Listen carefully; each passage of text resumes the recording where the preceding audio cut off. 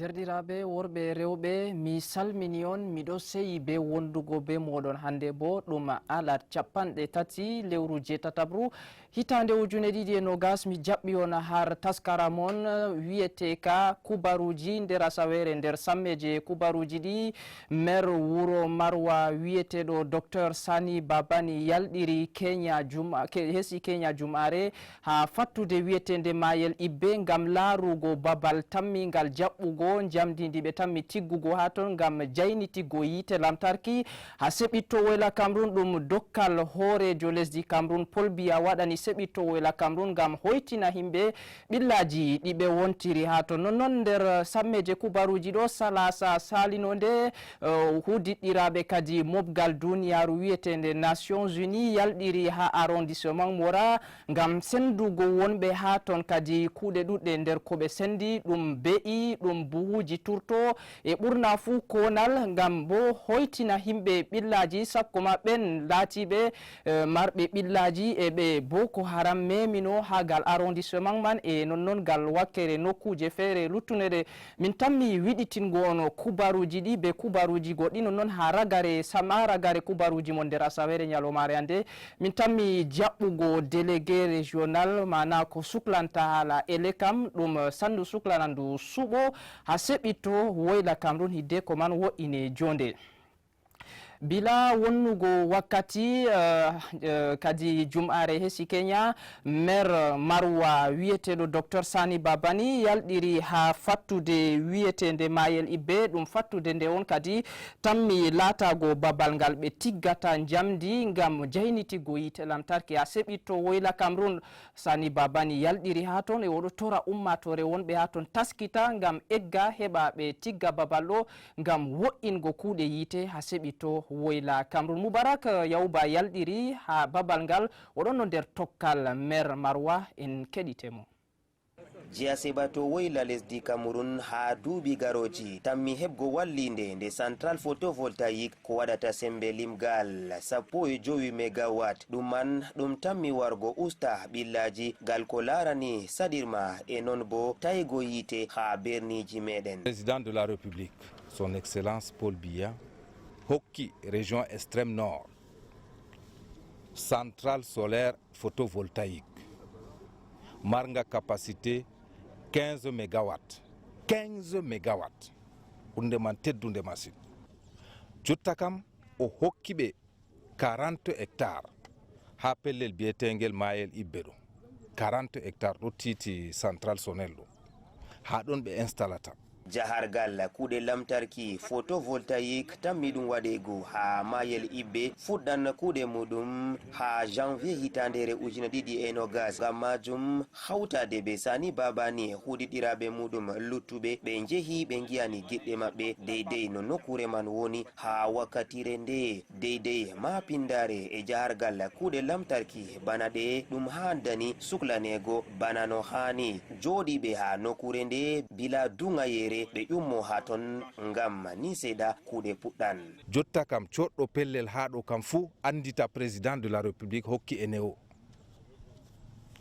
titre ɗumani man bo déclaration d'utilité publique man bo ɗon haɗo be référence ji mum pat président signi décret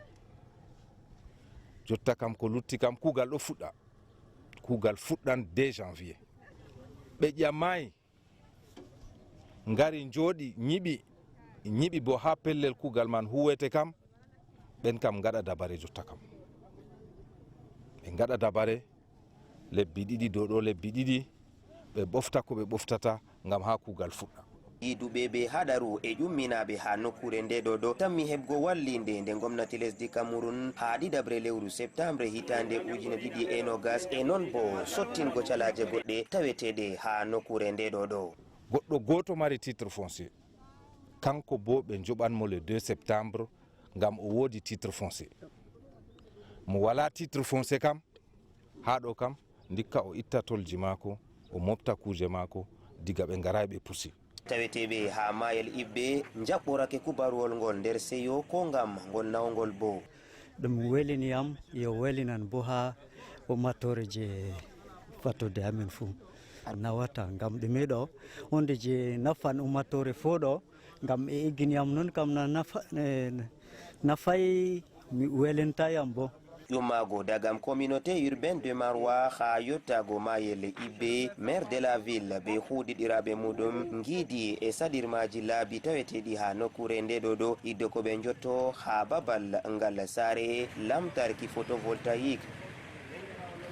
ha berniwol gawdere nder tutawal adamawa fuu maire gawdere kadi wiyeteɗo Bobo Saliou ɗo sukli gam laɓɓingo wuro ngo kadi kala alhamisa fuu kanko be kudiɗɗiraɓe mako ɓe ɗo yilla pattule ɓe ɗo wanca nder gure heɓa ɓe wika ɓe laɓɓina wuro ngo alhamisa salinde bo ɗum ha fattude wiyetede Mardok ha babal ma wiyetegal Bois de Mardok on o yalɗiri be kudiɗɗiraɓe mako nder tokkal mako ɗon no tawe kudiɗɗirawo amina toon Ibrahim Pacifique.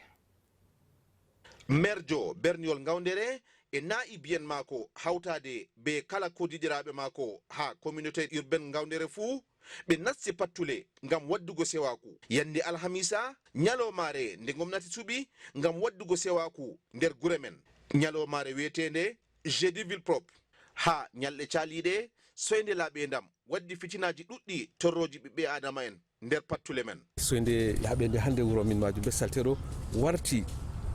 agression ɗuuɗi warti accident ji ɗuuɗi warti laissé aller ɗuuɗi machine hande wuro ko moye ɗo waɗa ko yiɗi ha pattule ɗe merjo berniwol gawdere be kuujijiraɓe mum caali fuu a tawa jamaje ɗo ceyi insécurité en ɗo usti ngam on laari bana har virni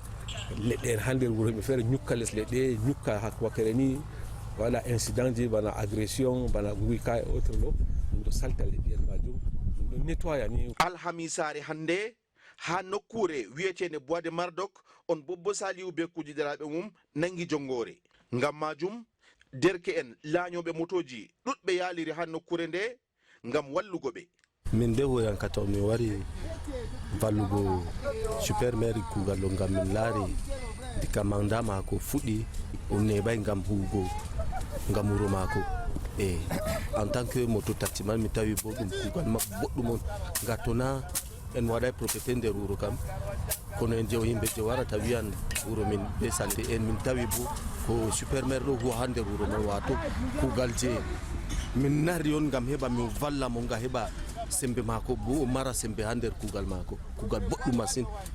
ha nder ɗabiyaji men sewaku ɗum hunde teddude machine ngam majum hani kala ko moye fuu ayna e woni aynugo ha ɓe woni aynugo jahargal kuuɗe ndemri ha lesdi Cameroun ɗo latti wasuyeje ɗe ɓe hokki kadi fukaraɓe wurtiɓe timminiɓe jangirle maɓɓe ha jangirde wiyetende école d'agriculture ɗum ha berniwol Garwa kadi kamɓe man ɗo ɓe jaɓi ɗereji shahada maɓɓe ɓawo ɓe timi bindi ɗuɗɗi masine e ɓawo bo ɓe waɗi poɗotiral ngam bo ɓe jaynita kuuɗe ndemri ha lesdi Cameroun e fuɗɗa bo ha berni Garwa Abdourachid Antar diga Garwa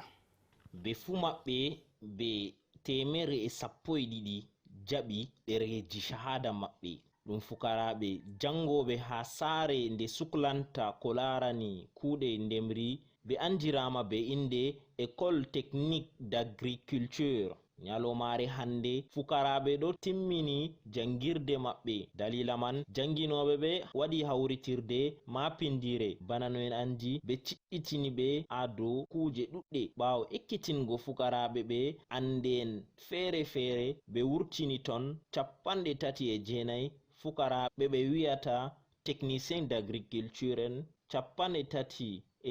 technicien de gestion d'eau et 39 technicien supérieur d'agriculture bana no ɓe wiɓe ko moye tefa ɓawo jangirde nde no omtira kuugal je maako to ɓe hokkiyam ɗerewol ngol hande heɓa mi ɓedda naftirugo be magol ha nder bakanteɗe kuuɗe am ha nder demitirle ngam déjà ma miɗo huwa miɗo sur le terrain jangirde jangama ɗereji heɓama e hakkilo siwti jotta kam sey nyorgo kosɗe sarla ha tefugo kuugal e hutindirgo ko ɓe andini ɓe ha nder berniwol Maroua fayin ha daldal préfecture Maroua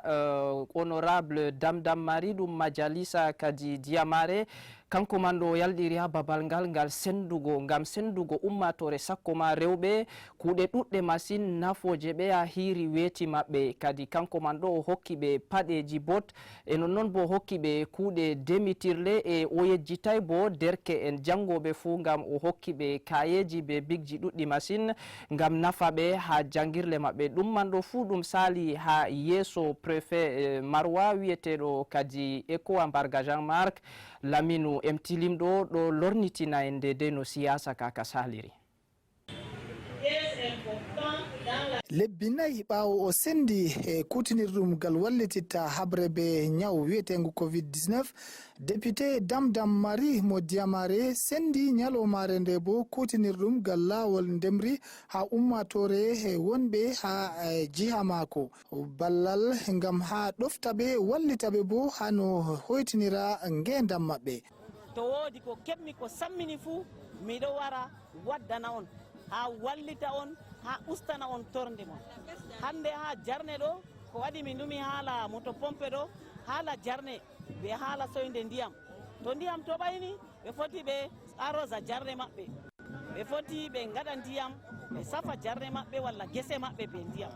ha ɗakki dokkal ngal wallitongal ngal laabi ndemri o lorti fahinta o sendi jangoɓe l'école ɓen keɓɓe yahugo e classe 6e e kutinirɗum ngal lawol l'école. Yo ɓikkoye l'école ɗo acte de naissance ha ɓe gaɗa dossier mi tawi ɓe ɗon cours moyen 2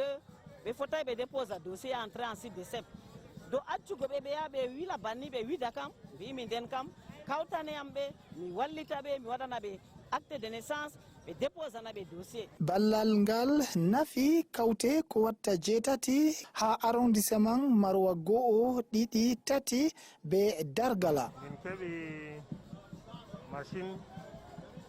min keɓi groupe électrogène, min keɓi bot, min keɓi appareil pulvérisateur, min keɓi machette ji on donc je honorable Damdam Marie. Min gettirimo ɗum. Moftirde de timmi nder fahinta inal ngal o inani luttuɓe bo ngam wallitirgoɓe no ɓe haɓira be talakaku e soyde ha nokkuje maɓɓe. nder babuji ballal ha jotta mobgal duniyaru suklanal ngal enɗam ɓiɓɓe adama koma suklanal ngal tamoye funana weelo wiyeteɓe kadi action kamɓe man ɗo FAO ɓe yalɗiri kamɓe bo ha arrondissement Mora Salasa Sali ngam ɓe yewtida be ummatore wonde ha ton e ɓurna fuu ɓe senda ɓen ɓillaɓe be sharruji e haɗaruji Boko Haram be'i be sakturtoji be kadi konal fere fere ɓe hokki ɓe ɗum man ɗo fuu ɗum sali ha arrondissement Mora Salasa Sali nde ɗo Laminu Mtilimɗo ɗo lorta yewta en dow no dokkal ngal saliri. ɗum fuu majum be'i temeɗɗe 3 buhuje turtoɓe engrais temeɗɗe 2 on ɓe hokki gidatɓe be haɗaru Boko Haram ha jiha Seɓato Woyla ngam bo ha wallita ɓe no ɓe faabora ko'e maɓɓe. donc en wari ha Mora hande ɗo ɗum projet donc min ɗo tatto ha projet man donc organisation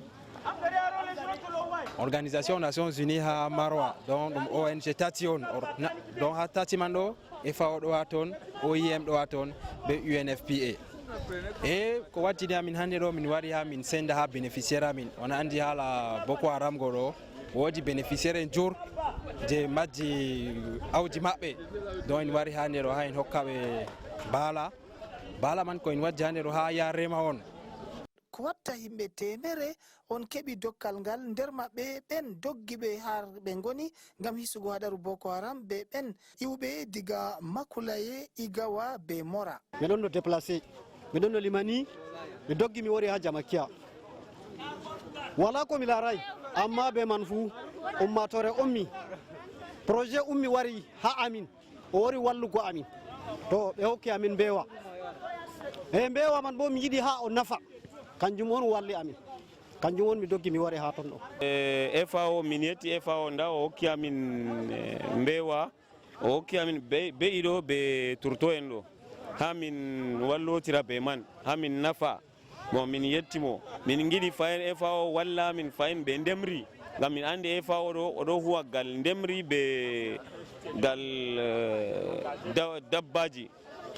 ɓaawo dokkal ngal ummatore famtinama batte masibo ko nandi be Boko Haram ɗo. ko ɓe waɗata ɗo vraiment min ɗon saya kam population fu ɗon saya donc miɗon jiyama ɓe ɓesda fayin ɓe wara ɓe hokka yimɓe man kam miɗon nder zone turbulence zone Boko Haram. ɓaawo ton kadi sandu ndu suklanta ndemri ha kawtal lesɗe duniyaru biyetenga FAO hoosi anniya ɗoftugo ɓen ɗo ngam wallituggo ɓe no ɓe ekkitira ande lugguɗe ha wallita ɓe e laawol ndemri no ɓe jaynitoro ha ngendam maɓɓe. didugo laawol gotol ngol kala janginoɓe jangirle arabiya fu tokkata ɗo woni dalila jonde tilimde waɗama ha sare complexe woyla media corporation ɗum man ɗo kadi hawti modiɓe dina e hawti janginoɓe fukaraɓe ha ɗo ngam ɓe yewtida dow laawol ngolewol ɓe tammi kadi didugo ɓe tokka ngam jangirle fuu wona ɗo hawti dow laawol gotol. Boubakary Amadou yalɗiri ha moftorde nde nda ko wartirani en. ha gal nokkure jeya seɓito woyla jangirle ɓikkon ekkitittoɓe alqur'an ɗuuɗi ha wakkere jeya seɓito woyla. ha nder jangirle man ɗuɗɗum nder maaje ɗum janginoɓe jangirle man maɓɓitiɗe ngam wo'ingo jarugal jangirle man e hoytingo muskilaji ɗi janginoɓe gidata. sallu suklandu ɓantuki daraja lesɗe wiyete PNUD waɗi jonde ngam ɓe carotira ha deydey no handi e wadgo laabi koytinanɗi jarugal jangirle majum. ha nder jonde man janginoɓe hawtade be kudanɓe e programme des Nations Unies jooɗi carotiri e ko haaje hadaf ɓe hawtugo man ɗo bo haaje meɗen ɓe mbi ɓe giɗi ɓe wallinde PNUD gaɗen deydey deftere wallande kala janginanɗo kam fuu ha nder l'école ɗi alluwaje man ɗo noyi jangirde man nde latoto ɗum jangirde naftude nde nafa ɓinguel jangoyel man nde nafa ɓinguel jangoyel nde nafa janginanɗo man bo anda no janginirta tata laato ɗum jangirde ni noon man noon bana jangirde yehbande man en godi haaji génération ha ummatore huccitinde ɗo ɗum laato ɗum yimɓe kamɓe man bo hakkilɓe huwanan ɓe mana lesdi ɗo haaje ko rentori ɓaawo jonde man ɗuɗɗum nder jonde jangirle janginoɓe e ɓikkon jangoɓe ha jangirle man ɗum fuu majum ɗum latto hunde hoynde ngam teddingo jangirde. babal tilimgal ngal ɗuɗɓe ɗon no yilla nane warti kadi ɗo yewi nyalomare hande ɗum babal wiyetengal centre artisanat ngal gomnati lesdi Cameroun tiggiya seɓito woyla Cameroun ngam darjiɗingo kuuɗe meɗen ɗe al'ada kuuɗe ɗe ɓiɓɓe woyla ɗo waɗa ngam sippita babal ngal ɗuɗɓe ɗon no umma wara iga lesɗe yasi koma ha berniji Cameroun ngam yilla koma soda kuje wonɗe ha ton kuje boɗɗe masine. nyalomare hande ko diɗirawo amin Boubakary Amadou ɓawo yalɗirgo ha ton ɗo wiya ɓillaji soyde de'ende be coronavirus battiɗini dow jahargal kugal ngal. En heɗitemo. suudu suklantondu marɓe kuuɗe pamare e kuuɗe kutinirteɗe belare ha gal wakkere jeya seɓito woyla ndu maɓɓitama iga hittande 2015 duuɓi 5 ɓaawo maɓɓitago maaru ndu ɗo yiida be muskilaji seɗɗa ngam yumɓe andana ha suudu man woni e woɗɓe bo jalɗirtagal ton ngam haala dayore majum. min ɗon gori batte man bo kabana artuka bolwaka haala nyawji ɗo be ngakkuro hande hoɗɓe man ɗo kanjum sargi seɗɗa e en plus bo ɗum ɗon bana ɗe luccitini seeɗa go goɗɗo to mari haaji sina marɗo ha moyen noon déplacement suttan n'importe comment ɗo ko mini man ha wargo man ɗo goɗɗo feere ɗo complique seeɗa. ngam majum fuwoɓe ha suudu man be marɓe sana'aji maɓɓe seɗɗa seɗɗa ha suudu village artisanat ɗon giida be muskilaji seɗɗa seɗɗa. yan en kam ɗo gara ndego ɗo pasa koman ndego tinangam haala ñawji maɓɓe ɗo kam kaali min seeɗa. alhaali suudu man ndun bo ndu maɓɓitama ngam wallititgo ɓen marɓe sana'a peeton ummatore marwa e ɓen kutinirarɓe sana'aji kutinirteɗe be lare. village artisanat ɗo mari opportunité masine ko larini artisan ji men je ha jihaji extrême nord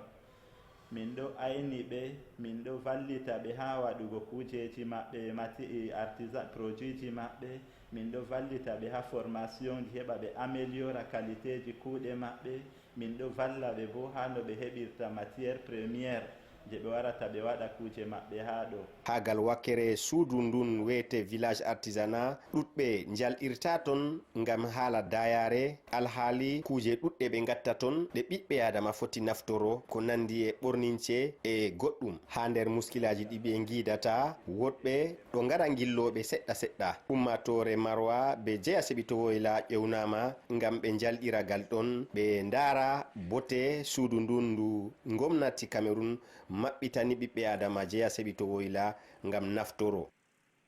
babal marngal bote fahingal gomnati lesdi Cameroun waɗani Sebitowoyla ɗum saare wi'etende service civique national de participation au développement ɗum sandu bo suklanandu fukaraɓe ha jangingoɓe e watangoɓe gikkuji boɗɗi nder ko'e maɓɓe ngam ɓe laata ɓe himɓe tilimɓe jango. ɓiɓɓe ko watta 74 ɗo jangine hikka ha saare nde kudiɗɗirawo amin Moubarak Yawuba yalɗiri ha ton o wi ɗum seyo mango.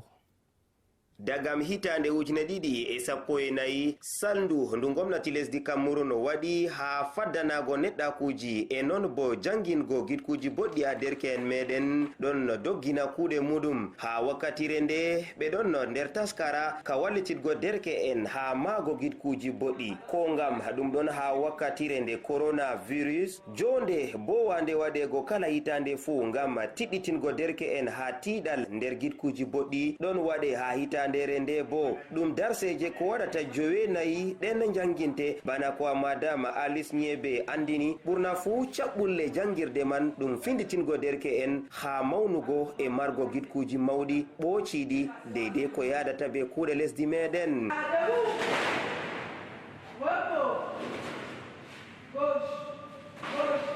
To anani a wi'an ɗum daldal ngal soja en militaire amma ɗum nokkure nde tiɗɗitingo derke'en ha gitkuji boɗɗi tawete ɗum ha lycée classique et moderne de Marwa ko wi'a ha ton ɓurna fuu ɗum jangirde nde neɗɗaku e gitkuji boɗɗi derke'en suftaɓe ko waɗata limgal 74 ɗo tawe ha nokkure nde ɓe fuu maɓɓe ɓe ngari ngam ɓe payditoro ɗuɗɗum ha jonde nde ɗo.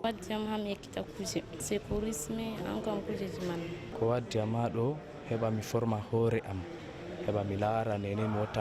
wonata derkejo je jango ko andi ko ɗaɓɓata duniya mako. mi wari ngam hami ekkita wonugo joɗugo be himɓe feere himɓe je wala même asungol be am. mi suɓi wargo ɗo ngam ha mi fama no jonde wuro am wayi e mi yerga wuro am man plus. derke'en ɓe jonta andi ko ɗaɓɓata ha jonde nde. to mi timni formation man ɗo mi yiɗi yo mi fota mi ekkita ko mi fota mi waɗa ko ɓe ɗo kittinamin ha ɗo mi fota mi waɗa ɗum boɗɗum e mi continue banni. Service civique national de participation wurtini balmi muɗum ngam faddanago en ɓillaji memanɗi ɓiɓɓe adama en gal ko larani gongaku e gitkuji boɗɗi.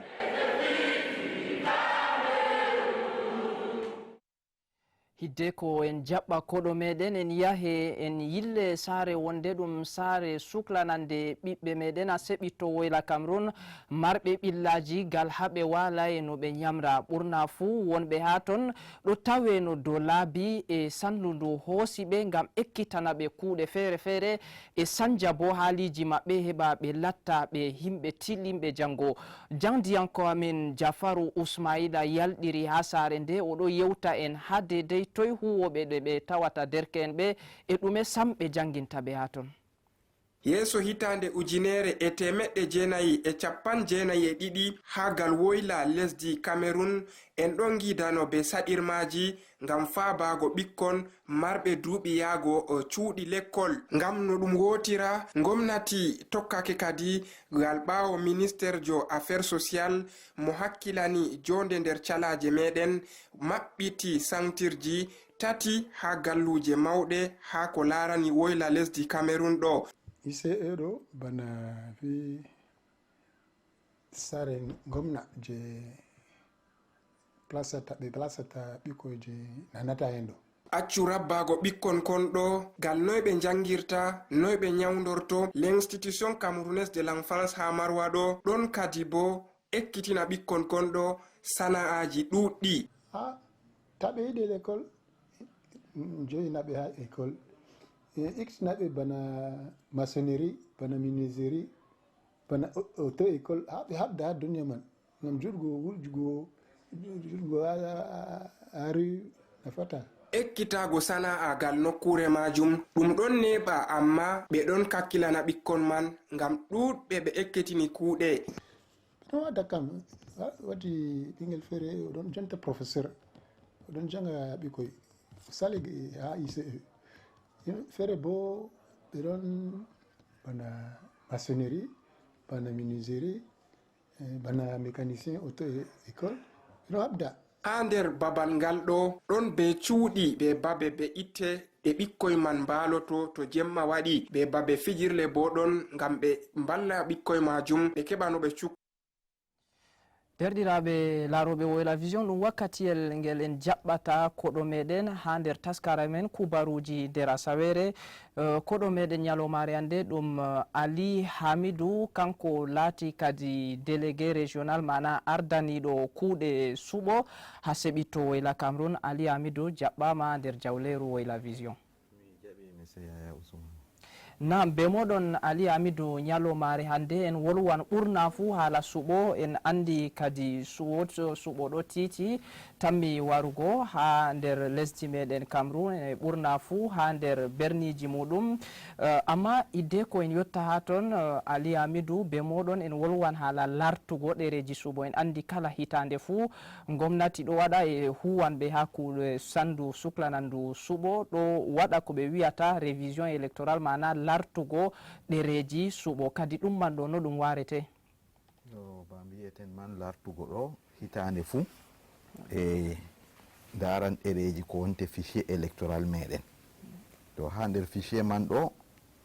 inɗe suɓoɓe kam fuu ɗon nder ton. To hitande sali fuu wodi ko saloto nder hitandere man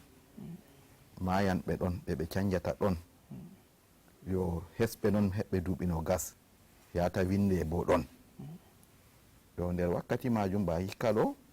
ɓawo suɓo yimɓe gaɗi ɗum nder lewru avril. Yo nder lewru man yimɓe puɗɗiri be windi amma min kaɗay tan ha windi min tokkitiri be yimɓe mayɓe ɓe canjata ɓe mbiyata radiation be yimɓe perduɓe capacité électoral bana nastuɓe dangay ɗo ɗo min itta ɓe nder fichier majum.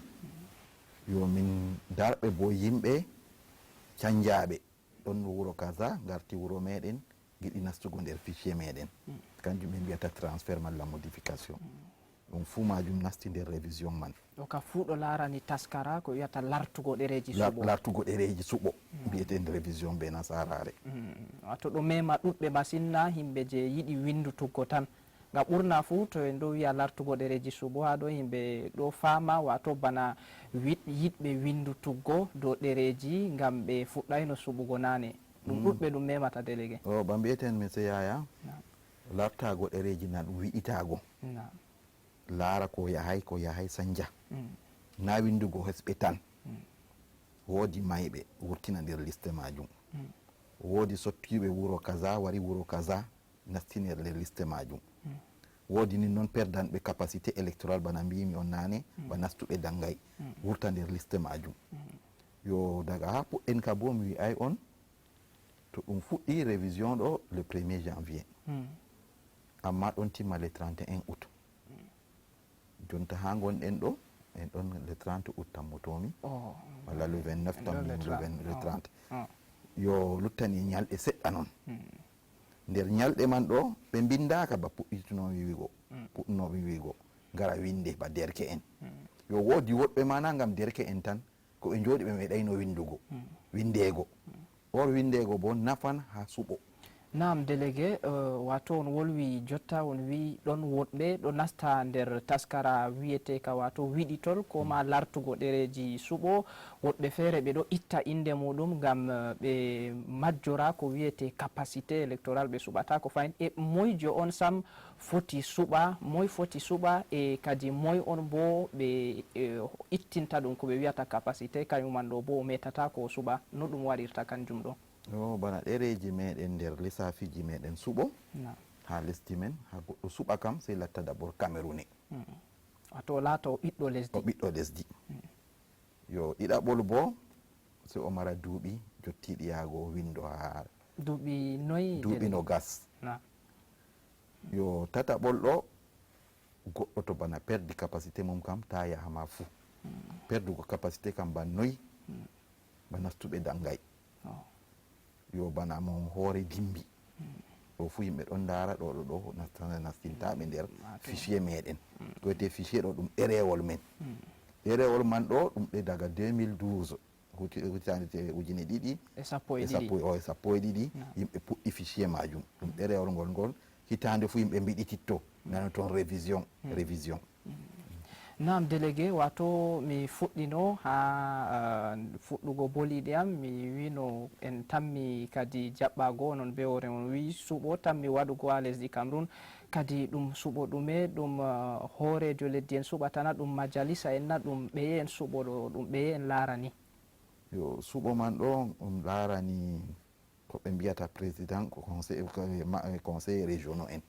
conseil régionaux en ɗo ɗum yimɓe ɓe larani sawari ko nafata lesdi meɗen ha ya yeeso ngal ko larani développement meɗen ɗum dayɗum ɗum ha kombi meɗen ɗoɗɗon ha kombi men ɗoɗɗon c'est à dire ha nder zone meɗen ha nder guure meɗen yo suɓo man nga meɗay suɓugo meɗay waɗego ha lesdi meɗen lesdi Cameroun ɗo en puɗɗan ɗum hikka ɗo tema be bawɗe Allah to mawɓe lesdi majum mbiyen gaɗa ɗum hikka yimɓe puɗɗa ɗum kadi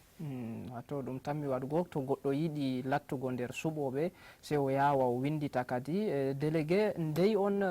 maɓɓata ɗereji windutugo en andi jotta ha ñalomare alat en woni hande ɗereji ɗiɗi ɗo maɓɓiti to goɗɗo yiɗi yalɗiran windita maji e ndey on kadi ɗi tammi maɓɓego ba ha ɗereji lissafi suɓo ha lesdi men en mbiɓe to en ɗo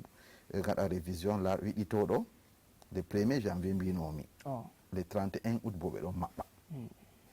ɗoka kala hitande fuu woodi délégué Ali Hamidou mi yetti on onon woni mawɗo kadi sandu suklanandu suɓo a seɓi to Woyla Cameroun mi yetti on be yaldirgo ha nder jawleru Woyla Vision ngam famtingo ummatore sakko ma laaroɓe werde tammude maɓɓe dow haala suɓo wa usoko on mi yetti on madalla derɗiraɓe sobiraɓe ɗo kadi woni ragare kubaruji moɗon nder asawere ñalomare hande mi yetti on be watango amin hakkilo ta sottine giɗɗe moɗon dow télévision wa moɗon télévision Woyla Vision ɗum werde tammude moɗon Allah wallinen jaam Allah findinen jaam Allah hawtu en bo dow jaam